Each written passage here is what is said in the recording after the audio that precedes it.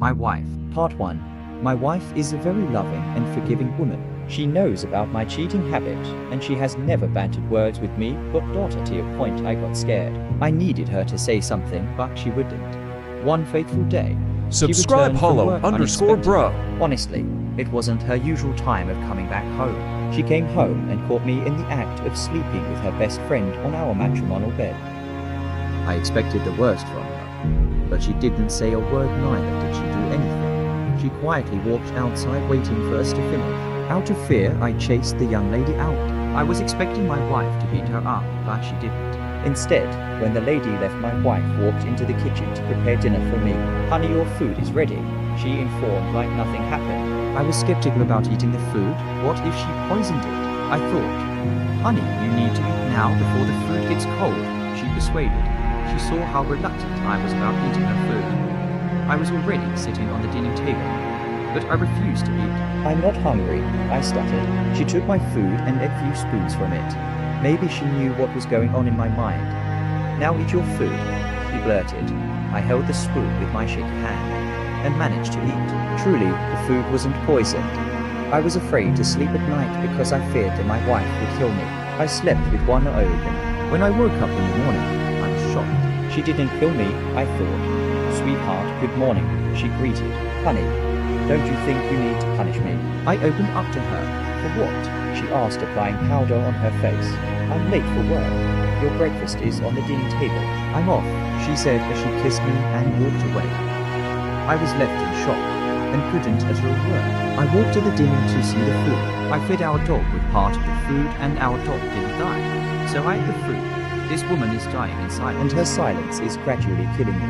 I prepared for work and left the office, but I couldn't concentrate. My conscience kept troubling me. I needed my wife to say something or to shout, but no, she kept treating me nicely. If she had shouted, I would have felt relieved. I was still thinking when my phone rang. IT was my wife calling, and immediately my heart skipped a beat. I could feel my heart beating faster than normal. My hands were shaking, but I managed to pick the call. "Hello, baby," she said. "Hello," I stuttered.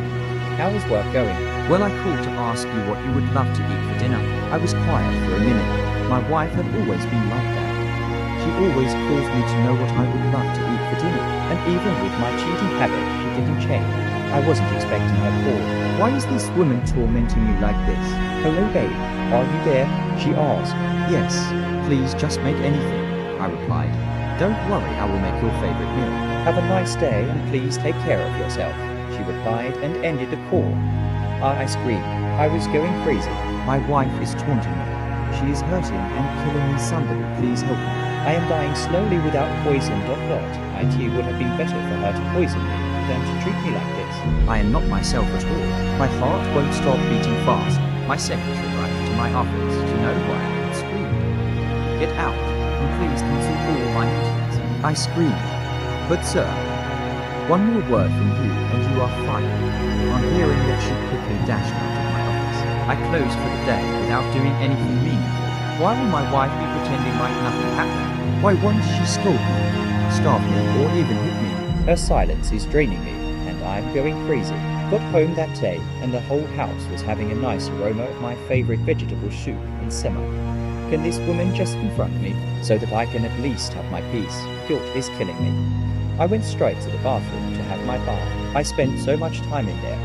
The truth is that I wasn't only bathing. I was thinking about how deep I have hurt my wife. If I was the one who had caught my wife with another man, no doubt I would have killed the man and divorced my wife. But look how my wife is pretending like she didn't see me making love to her best friend. I have really messed up. I was still regretting my actions when my wife called me out. "Honey, are you still bathing? Please hurry up, your food is getting cold." The truth is that the more this woman treats me nicely despite the wrongs I have done, the more I die. Truth be told, I don't deserve any of her kindness and love. I came out of the bathroom and dressed up, after which I went to the dinner. My wife and 2 children were all waiting for me to arrive so we could eat together as one family. After eating, I helped in clearing the table. "Hey babe, leave it, I will do it." That was my wife, but I did respond to her. She followed me to the kitchen and watched me washing the plates. This is something I only do when my wife is pregnant or when she put to bed newly. "Babe, stop it. I will do the dishes," she blurted. No, I would do it, I said in guilt. She left me and went to the bedroom. I quickly tidied up the kitchen and rushed to meet my wife in the bedroom. Because I really needed to apologize to her. But I got to the bedroom to find my wife already sleeping. Hey babe, are you sleeping? I asked, tapping her gently, but she didn't respond to me. I found out that my wife wasn't sleeping. She was crying. I knelt down begging my wife to forgive me for sleeping with her best friend on our matrimonial bed. I also promised her that I would never cheat on her ever again. But she refused to say a word to me. She kept crying and crying. I didn't know when tears began to roll down my cheeks. I tried touching her, but she shifted away from me. Can she forgive me? I tried touching her, but she shifted away from me. Don't touch me, she cried. I knew she was deeply hurt, so I decided to give her some time. The next morning, my wife got prepared for work and left, but I didn't see a need to go to work. I decided to stay back and clean up the whole house. I also made dinner for us all. I bought her some lovely gifts I knew she would love. She came back from work and saw that the dinner was already set by me. Without saying a word, she quietly walked into our bedroom and saw the gifts I bought for her. She began to cry again. Baby, I know that you are really hurt by my act of cheating and deviancy. Baby, I'm not trying to buy your forgiveness because I know I don't deserve it. Please find a place in your heart to forgive me. I'm very sorry. I pleaded on my knees. My wife didn't say a word. All she did was to cry. I allowed her to cry as much as she wanted to. Because I knew she was really hurt. Why did you do it? She cried. Why with my best friend? Why on our matrimonial bed? Have I not been a good wife to you? Where did I go wrong? Have I ever denied you my body? Just tell me, what is my crime? She cried uncontrollably. The truth is that there is no crime. I didn't even know how to convince my wife to forgive me. Baby, please, find a place in your heart to forgive me. I'm deeply sorry. I forgive you because I love you so much. I forgive you because of God and because of our children. She burst into tears. Her tears were really heart-melting. Thank you so much, baby. I love you so much, I said to her. I tried holding her hands, but she slightly pushed me away. I understood that she needed time to heal. 2 weeks later, my wife brought me a lovely gift, telling me that she has fully forgiven me. Finally, I had my peace. I wasn't joking when I said I would never cheat on her again. Since that incident, I never saw another woman. I never slept with another woman except my wife. Yes, I kept my promise to my wife. Our love for each other was rekindled, and it became stronger than ever. My wife is just the best. But something terrible happened after 3 months. My wife was pregnant then. I complained of weakness, dizziness, headache, and other symptoms I cannot really explain. My wife was also experiencing the same thing, but her case was different. She is pregnant. Trust my lovely wife. She insisted that we go to the hospital, but I declined. I told her not to worry and assured her that I will be fine. I kept managing myself and taking some drugs, but I wasn't getting any better.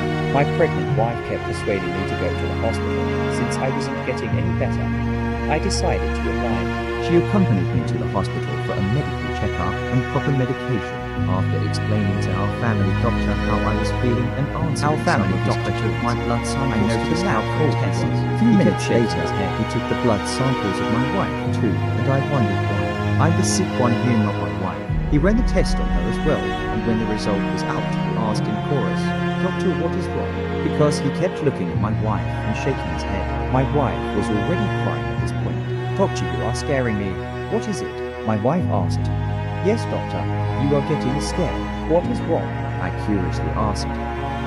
The doctor sighed, after looking at my pregnant wife again. Finally, he broke the long-awaited silence. "You and your pregnant wife are HIV positive." Jesus! My wife screamed and fainted. Why will this thing happen to us after I have long repented? Look what my cheating had led me into. I wish I was the only one infected, but I had infected my wife as well. The doctor quickly carried my wife and placed her on a bed. How will she react when she regains consciousness? How will she react when she regains consciousness? Now, did this woman deserve this? Absolutely no. All she did was to be a good wife and mother. I watched her laying on the bed and the nurses attending to her. I really felt pity for her. I really regret my action. How many minutes of pleasure have put me into this condition? I and my wife will have to live the rest of our lives being HIV positive. Our family doctor was just looking at me meanly. Yes, he is our family friend and our family doctor. He knows about my cheating habit, and he warned me severally, but I wouldn't listen. I always tell him not to worry, that I know how to play my cards well. I told him I only pick ladies with high class, and when I need to do with low class ladies, I use CDs. But he would always tell me it's not written on the face and CDs can fail as well. But I didn't believe him. I was just too selfish. I only thought about myself and how to derive pleasure. I was too ashamed to even look at our doctor. Error. Doctor is dead. I stuttered. No solution, no treatment, but there are drugs I can give you. It's not to cure it, but to help you manage it and live longer. You must take the drugs daily. What about my wife and our unborn child? I asked, looking at my wife in pity as tears rolled down my cheeks. She will also take the drugs. Don't worry, they will be fine. I will do my best for you and your wife. I won't be able to face my wife when she wakes up.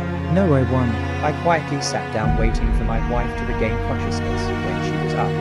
She just stood up from the bed, removed the drip, and was heading home. The nurses tried to stop her, but she refused to listen to them. I followed her home, only to see that she was packing her things. I tried to stop her, but she slapped me twice. She arranged her things and was said to leave. I tried to stop her, but she refused. She slapped me twice and was said to leave. Mummy, where are you going?